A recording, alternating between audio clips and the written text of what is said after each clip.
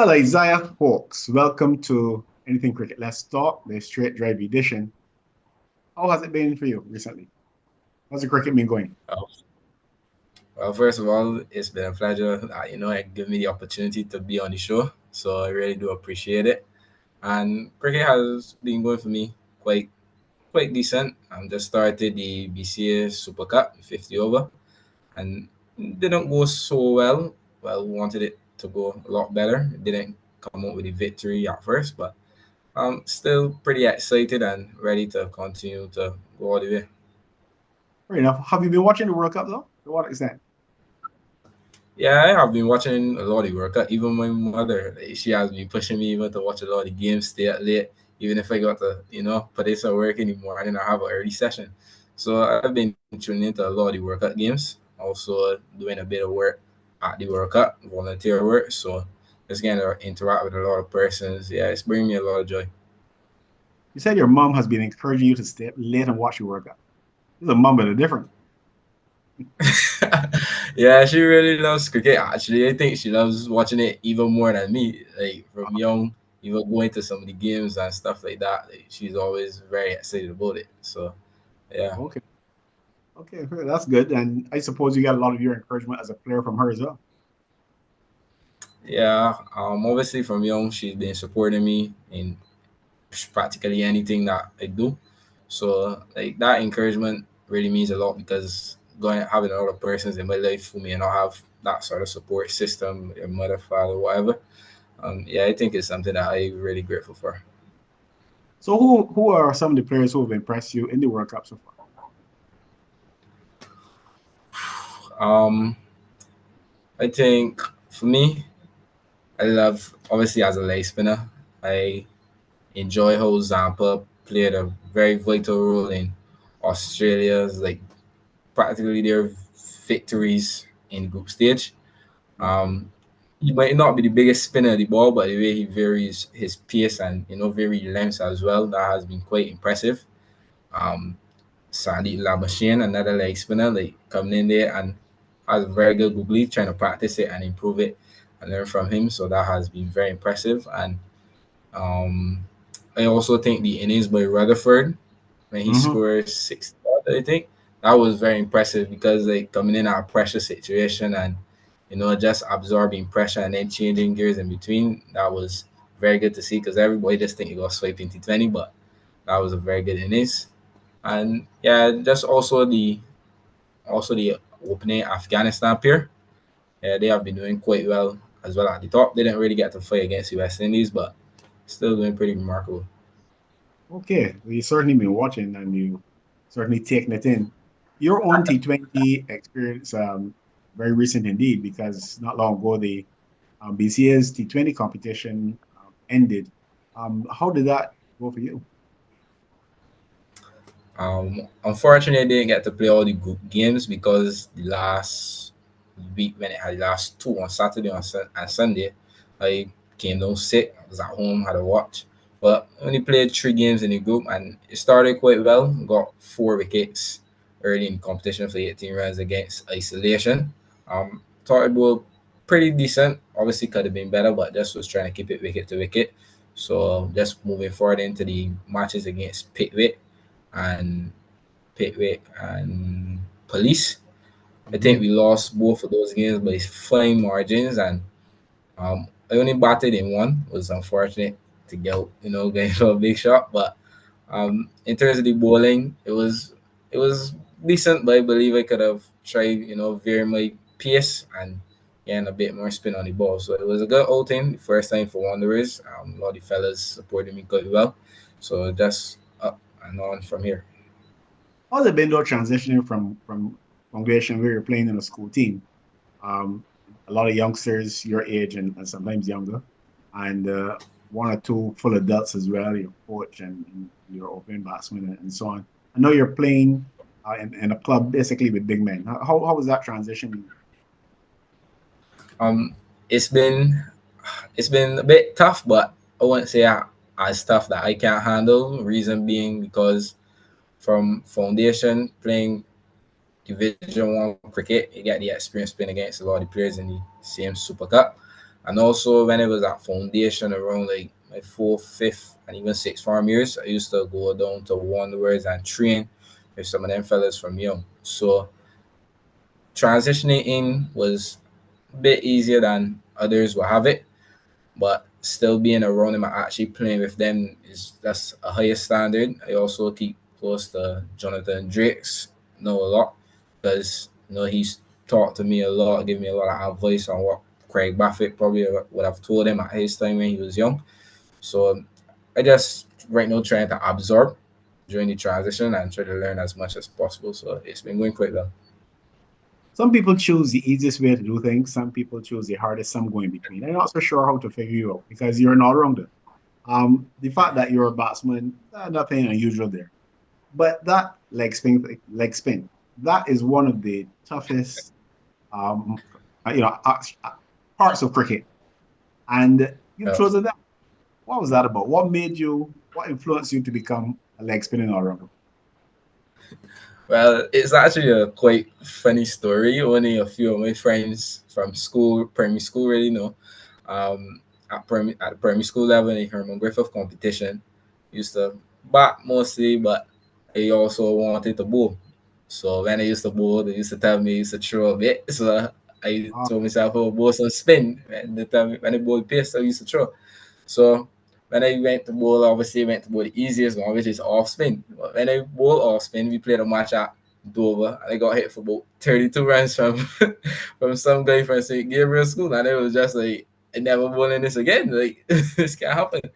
So when I got home, I think West Indies was playing a game, and Samuel Badri was bowling at the time, and I just saw him doing something with his wrist, and I just went and looked it up, and I saw the famous video of Shane Warne explaining all the five different balls, and that next day, I think it was more in the summer, I just went outside, didn't really have much to do, went outside and just flicked my wrist bowling at my neighbor's wall, and from there, I just fell in love with it. okay, but that's really an interesting story. So you said Yeah. you talked about five balls that you bowl. How many do you bowl and what text?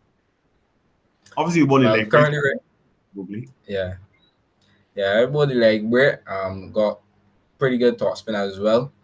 The googly, I just trying to make have it a bit more consistent because I find that sometimes I'm not finishing my action, so something coming out like a top spinner, but it's getting there. The slider comes out pretty well, and the flipper is another ball that I'm working on because many persons in this modern game don't actually bowl the flipper, but I actually trying to develop it. Even young Matara, the leg spinner, he's Yeah. also trying to develop the flipper, and he's bowling it quite well at the moment. So yeah, that's the five balls.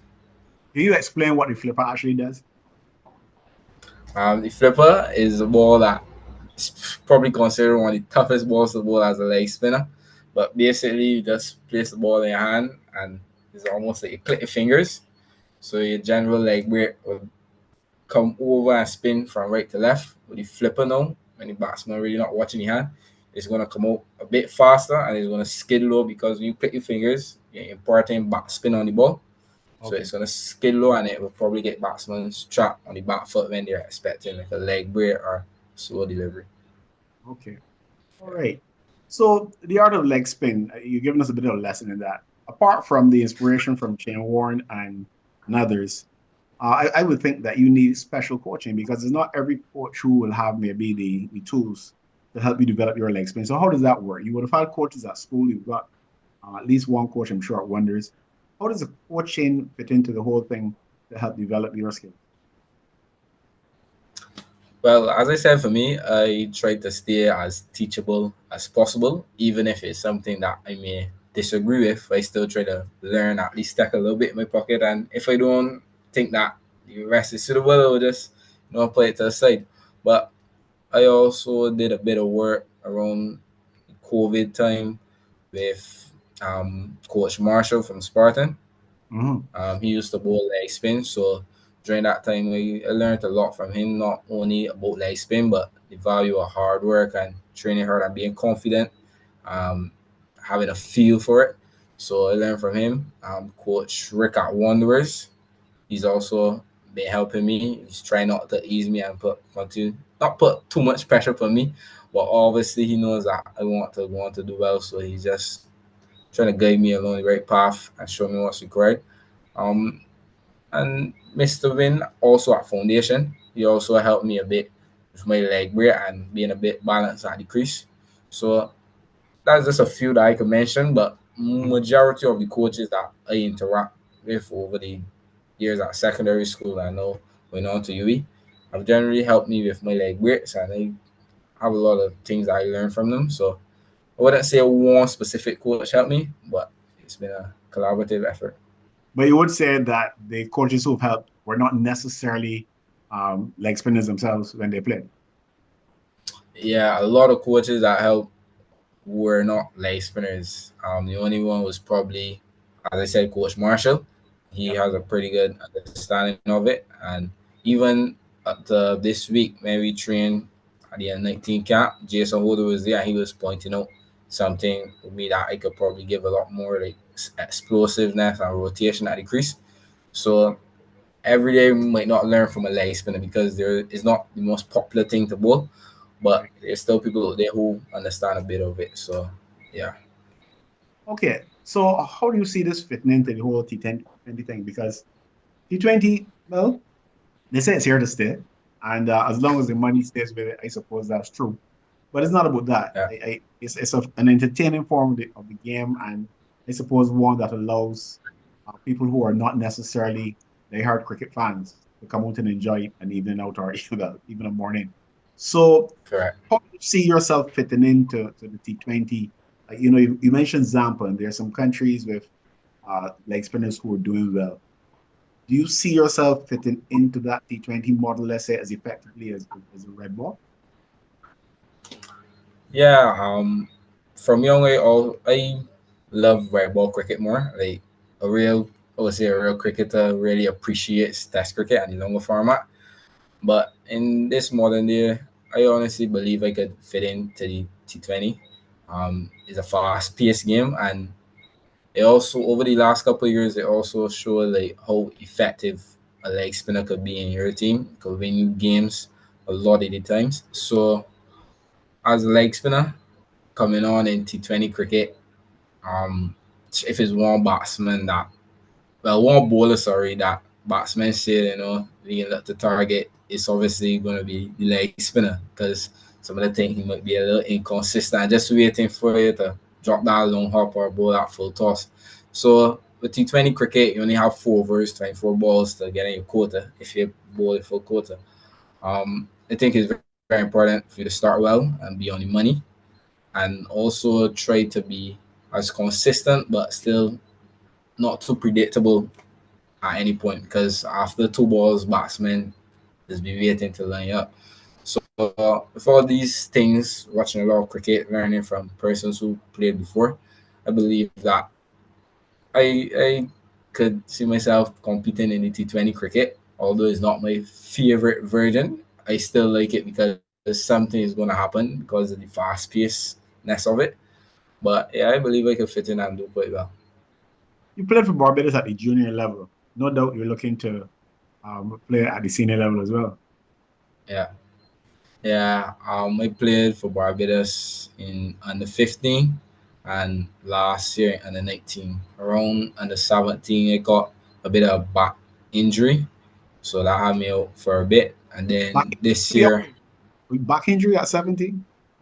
yeah, I have no idea how that happened. We had a trial game at Harrison College, and like it was getting a lot of spin out the pitch, and I don't know, like come home that night and back was just in a lot of pain. I'm not sure if it was from the rotation, but Okay. it seemed to be one of the muscles between the ribs. So Mm. yeah, sometimes I still feel it here and there, but I constantly work on it each and every week.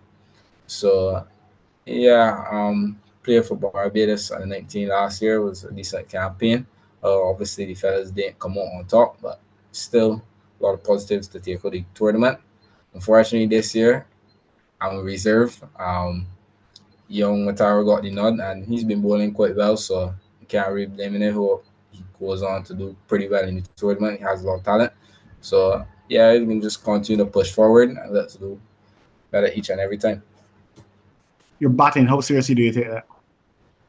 I actually take my batting quite serious. Probably think that I take it too serious sometimes. Um, I actually talking to my coach Barry Ford. He's one of my coaches that helped me develop from young. I told him that not really see a lot of leg spinners that go on with the bat because leg spinning is already so physically taxing and a lot of hard work required. A lot of them just forget about the batting, but I believe within myself that I could do both.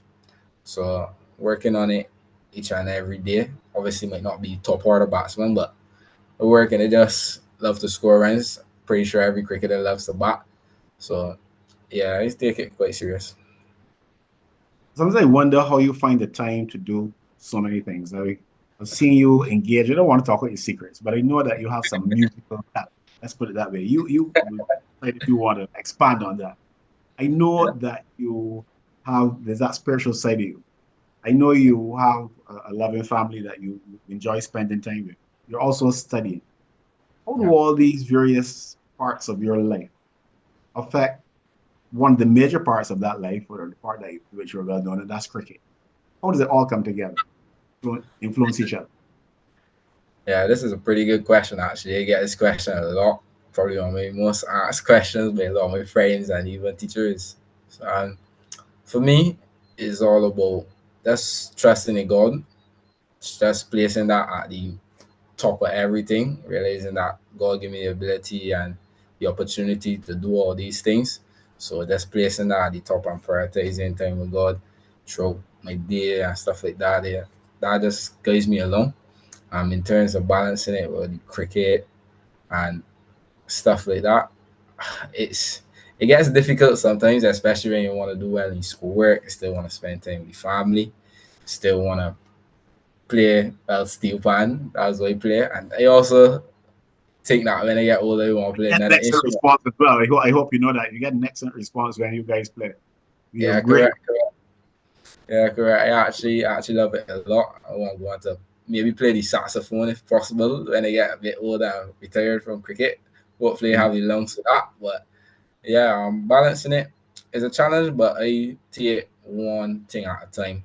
Actually, I don't try to confuse myself with too much things within a given moment.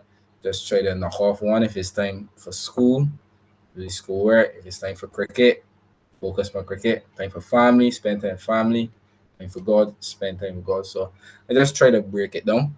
Obviously, I got times where you might feel a little tired or frustrated within a given moment. It's human and especially young, so you're learning.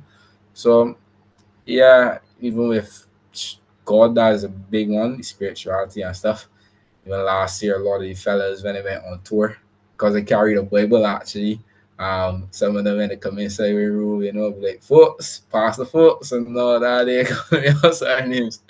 So yeah, most of them know that into God and thing, and I'm not the only one, and that's not a problem because I'm not any big or any different to them. All of us are just humans, and it brings up good interactions. Even though even a little deeper, sometimes when I batting, I also put a little cross on my back, just a little with electrical tape.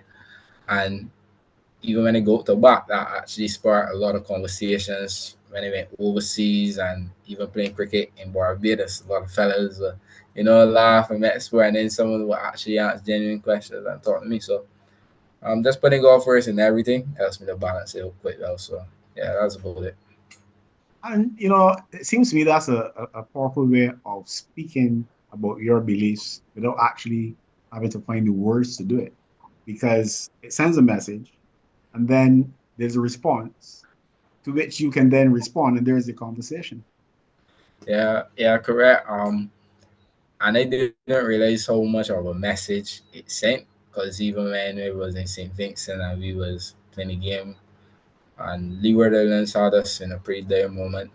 I think one of the fellas that was feeling that short leg, Michael Graves, the guy, he just started talking to me about it, and those fellas had us on the back foot at this point, and he was just very interested in it and respecting the initiative that I put forward with the cross and standing ball in my fifth.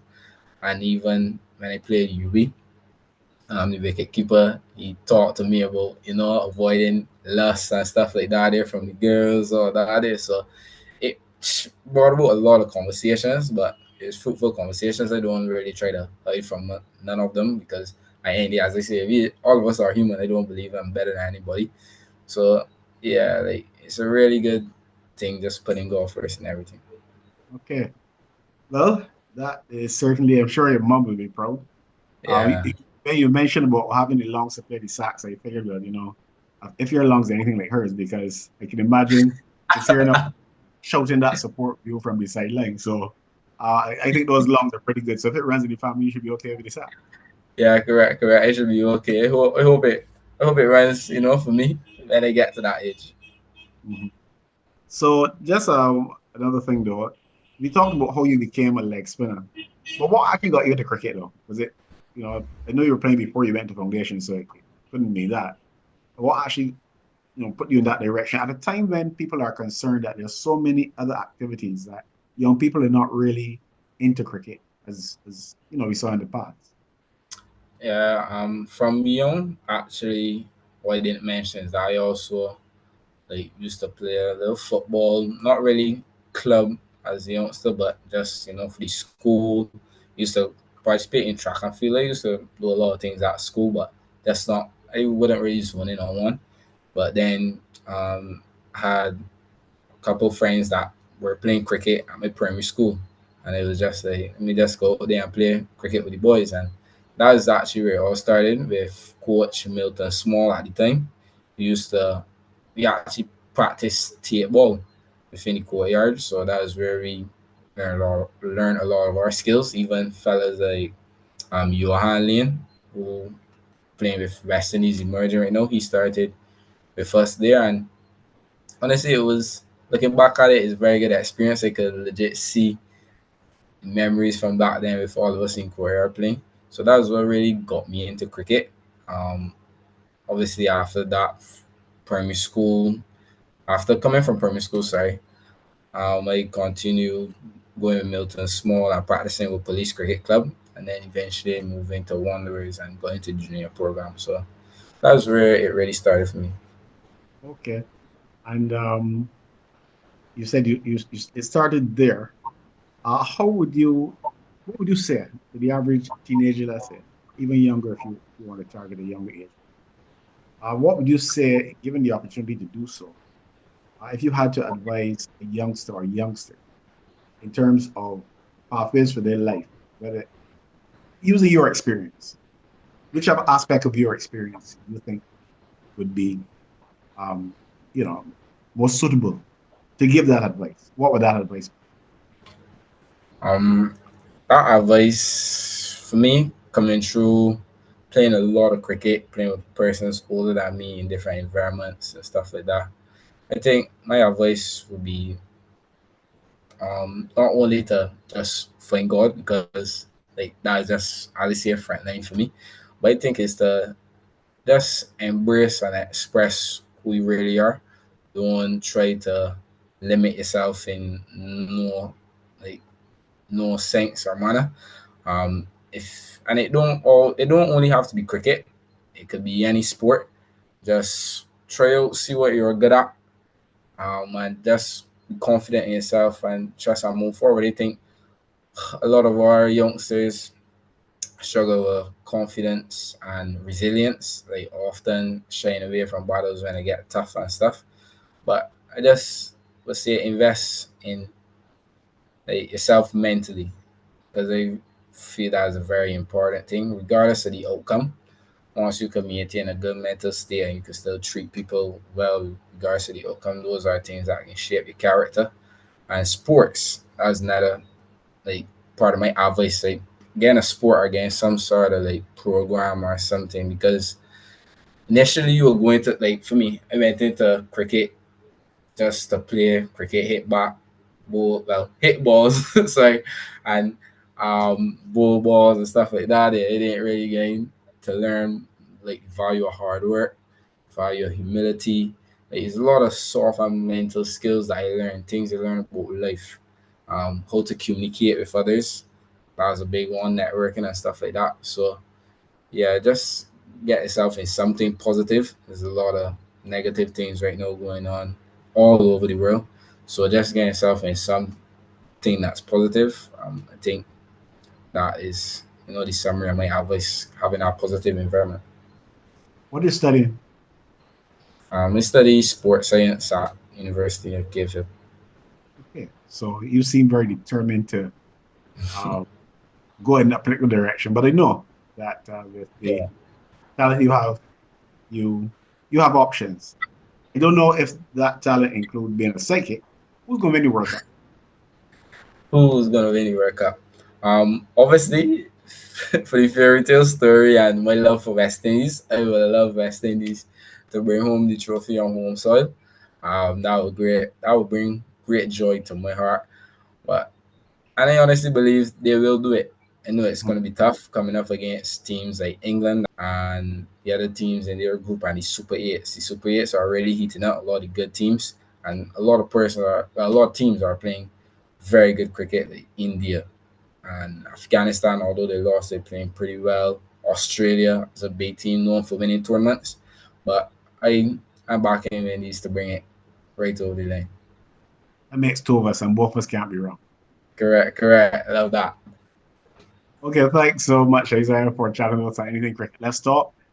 We didn't get into the analysis of cricket to any large extent. We talked mainly about you and that.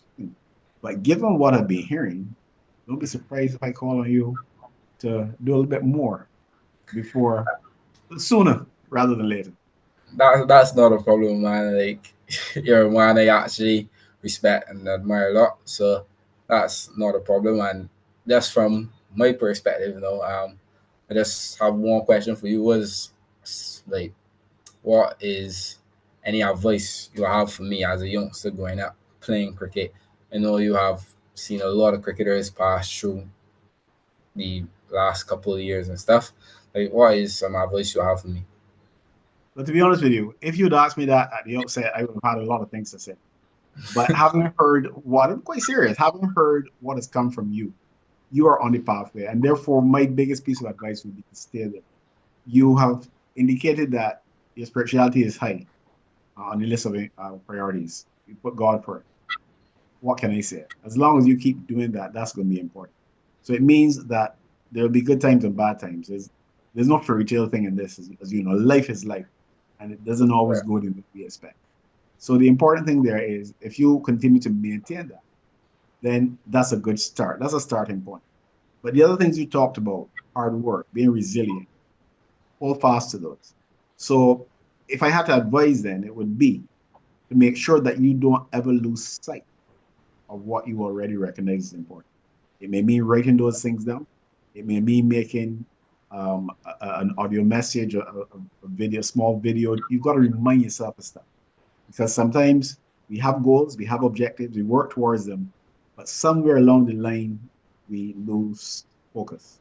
So, Correct. in summary, the important thing would be you've already designed a pathway, you recognize the road, keep the focus. Correct. I agree. The implementation is always be harder than the theory. So I would try to, stay steadfast and continue along the path. So yeah, I appreciate it a lot. I appreciate the opportunity to be here on the show. And I already accept the request. And if you want me again, just let me know. I'll be there. Very nice. Thanks again, Isaiah. Yep, no problem.